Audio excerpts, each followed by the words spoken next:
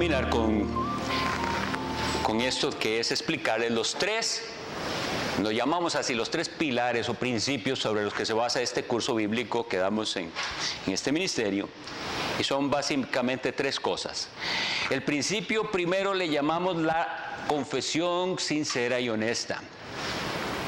Y esta involucra dos elementos: honestidad y humildad. Honestidad porque tiene que llegar ya el momento en que yo abro mi corazón y digo, esta es la realidad. Ustedes me ven aquí en la iglesia, yo participo en todo y esto es lo que yo soy, la verdad. Y con esto he estado luchando por este tiempo. Tiene que hablar la verdad, hablar con verdad, sacar a la luz el pecado. Confesar. Proverbios 28:13. El que encubre su pecado no prosperará. Hay que confesarlo, apartarse y alcanzar la misericordia.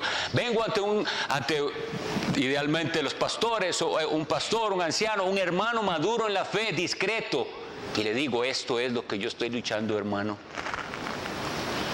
Un principio de honestidad, ya no vivir de apariencias, ya no estar más preocupado por lo que otros piensan de mí, sino por lo que Dios piensa de mí.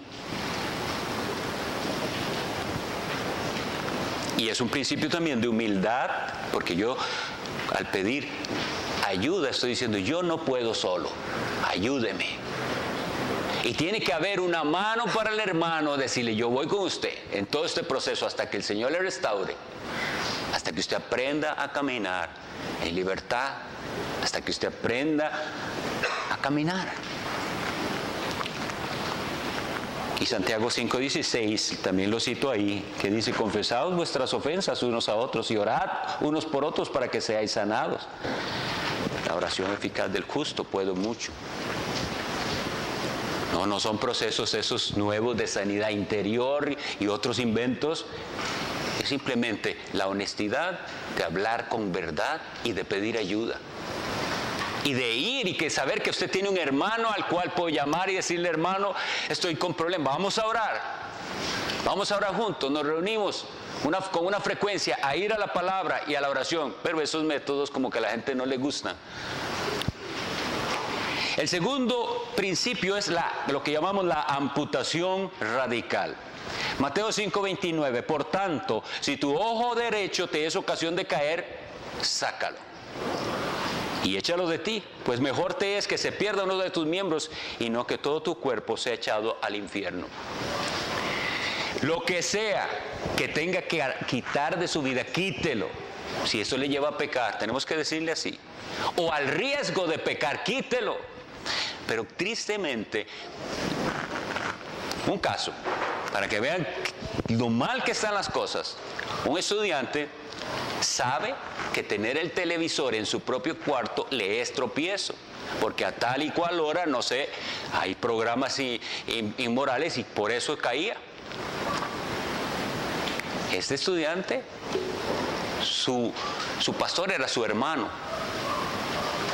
El estudiante decide sacar el televisor de su cuarto y su pastor y su hermano le dice, creo que usted se está volviendo muy extremista. Si tu ojo te es ocasión de caer, sácalo. Y esto nos confronta también con el estándar tan mundano que reina en la iglesia, tan igual al mundo, los cristianos tan parecidos al mundo, y entonces cuando ven a alguien que sí quiere buscar la santidad lo ven raro. Pero el que quiere seguir a Cristo tiene que seguirlo en los términos de Cristo. Y es, niéguese a sí mismo y tome su cruz y sígame. Y niéguese a sí mismo es, sí, usted puede sentir las tendencias que sea y los deseos más extraños del mundo, pero usted quiere seguir a Jesucristo. Niéguese a sí mismo y sígale. Siga a Jesucristo. De Él van a venir las fuerzas, porque Él no nos dejó solos. Él envió su Espíritu Santo, que es un Espíritu que nos da las fuerzas para vivir y nos santifica. No es un Espíritu como la gente quiere creer para experiencias extrañas y místicas. Ese Espíritu Santo nos guía a la verdad, nos da fuerzas, sabiduría, nos hace valientes Es un principio de amputación radical. Y el último principio, que realmente es el más importante de todos, aunque siempre lo dejo de último, es la disciplina de devoción personal. Lo que se necesita es buscar a Dios en el secreto de la oración, en la lectura y meditación de su palabra diariamente, una disciplina. No hay nada que afecta más a los que llevan este curso que la falta de disciplina. Excusa tras excusa tras excusa de por qué no pude hacer la lección. Y algunos que están aquí saben de lo que estoy hablando yo porque conocen el ministerio. La gente no puede comprometerse a hacer algo habitualmente, no tienen disciplina y así es su vida espiritual. Un día oran, otro día no. Un día leen muchísimo la Biblia, se quedaron 2 horas leyendo la Biblia y después 2 semanas no la leen. La disciplina es algo constante, diario. Un buscar el rostro de Dios en oración, en soledad. Y sin eso nada de lo demás funciona. Pero yo garantizo por la palabra de Dios, no por nuestros testimonios, porque ahí están, si ustedes van a la página van a ver testimonios nuestros, de los que estuvimos atrapados en el pecado y el Señor nos libertó, pero esto no se trata de venir y dar un gran testimonio. Yo pudiera haber tomado esta hora para hablar de las tremendas cosas que yo hice en el pasado y de las que Dios me libró, y entonces yo soy la estrella. Es Cristo y su evangelio, en Él nos tenemos que concentrar. Y sí, les invito, vayan y vean, porque sí, es bueno y da gloria a Dios ver almas rescatadas. Pero nuestro mensaje no se basa en los testimonios personales. Todo esto pasó y seguirá pasando por habernos apartado del camino y haber escuchado otras voces. La psicología, como les decía. La persona viene y es confrontado con la palabra, pero va al psicólogo. Y lo triste es que hay pastores mandando a las personas donde el psicólogo. Entonces la Biblia no. ¿Para qué entonces tenemos la Biblia? ¿Esto no es suficiente? Piensan que la consejería bíblica llega hasta cierto punto, pero ya de ahí para allá le toca al experto. Nosotros tenemos que ser expertos en la Biblia para aplicarla a todas las áreas de la vida y en particular a estos pecados que esclavizan.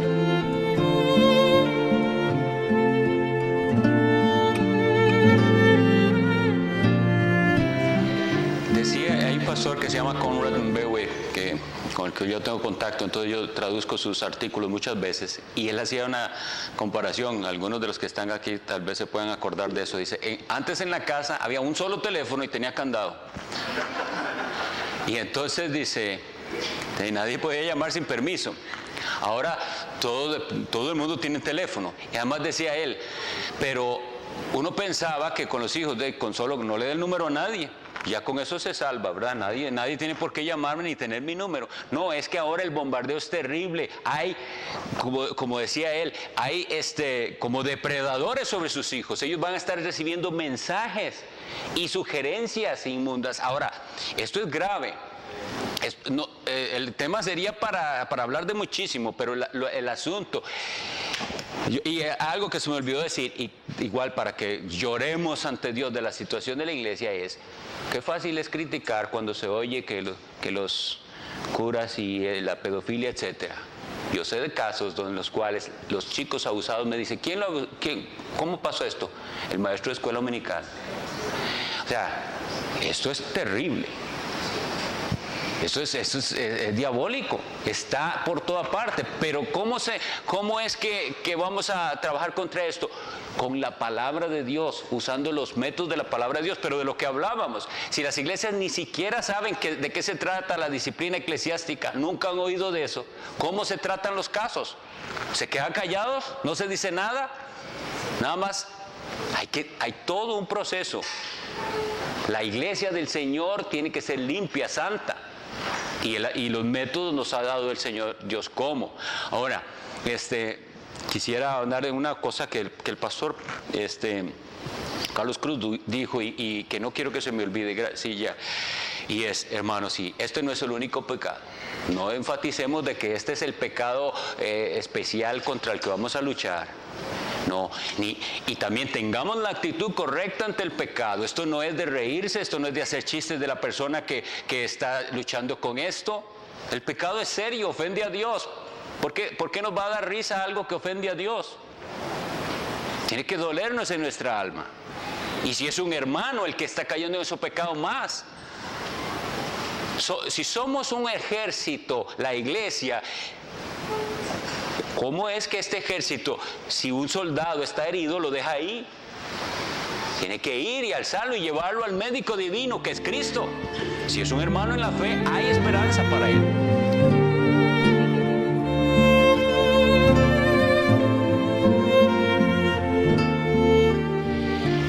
No es incorrecto nunca pretender o intentar cambiar una conducta pecaminosa, aunque sea percibida por la persona como una tendencia innata. La Biblia lo que dice es: porque si vivís conforme a la carne moriréis, mas si por el Espíritu hacéis morir las obras de la carne viviréis. Y la Biblia nos manda: haced morir pues lo terrenal en vosotros: fornicación, impureza, pasiones desordenadas, malos deseos y avaricia, que es idolatría. En el caso específico de la persona que te dice: yo desde que yo me acuerdo lucho con esto, ¿está bien? Desde que usted se acuerda lucha con ese pecado.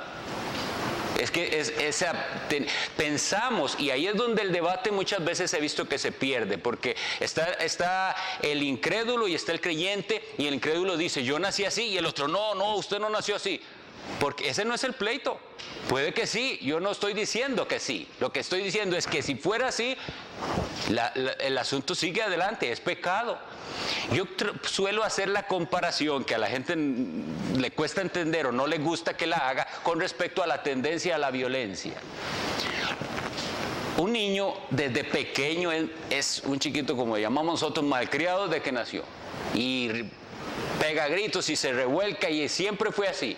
Entonces yo digo, desde que nació es así, no voy a corregirlo porque así venía él.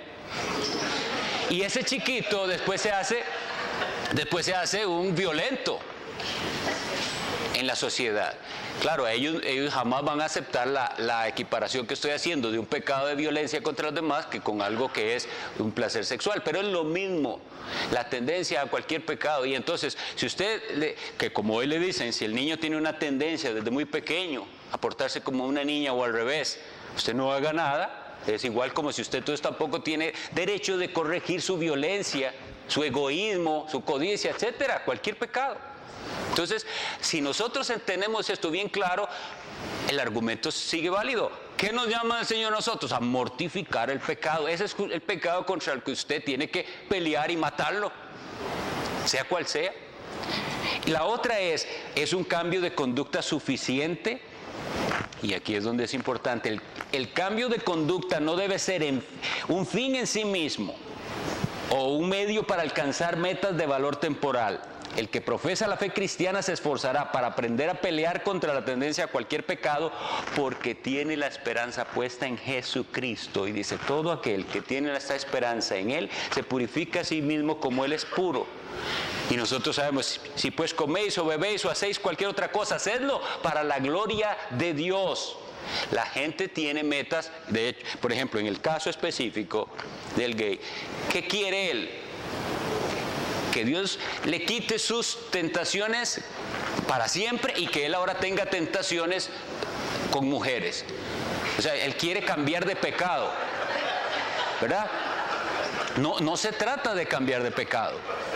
Y ese es otro asunto. Un joven de un sitio muy bueno que se llama I'll Be Honest, él decía que en su iglesia, cuando él veía, sus amigos, veamos la situación, eso que dijo Sergio, que ellos leían cuando dice la Biblia al respecto de esto: si tu ojo te es ocasión de caer, y que mire que si usted mira a la mujer de su prójimo, ya adulteró en su corazón.